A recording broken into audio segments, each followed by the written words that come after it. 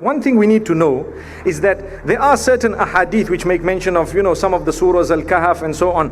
It does not mean that my life is being led like a total stranger to Islam, and just because I read Surah Mulk, I'm going to be saved. One man, for example, he said, well, is it true that on such and such a day, if a person dies, then, they're going to be saved from this type of punishment of the grave and so on. So if I want to die, I'll just kill myself on that day. Na'udhu billah. That is wrong. That is absurd, completely absurd.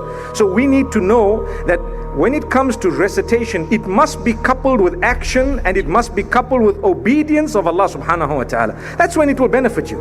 And also what is extremely beneficial, the Quran has benefit from the beginning to the end. Every verse has some miraculous aspect to it. It's the word of Allah. It has in it so much of cure, so much of spirituality, so much of message and so on. So I would love to believe, and this is my own practice, that if you pick up the Quran and make sure that you read from cover to cover and you move with it as it is on a daily basis, you have a certain amount of recitation such that you begin to cover the Quran on a regular basis. The impact and the benefit will be far more than if you were to just read a specific surah for a specific reason and ignore the rest of the Quran. Allah knows best. Jazakumullah khair.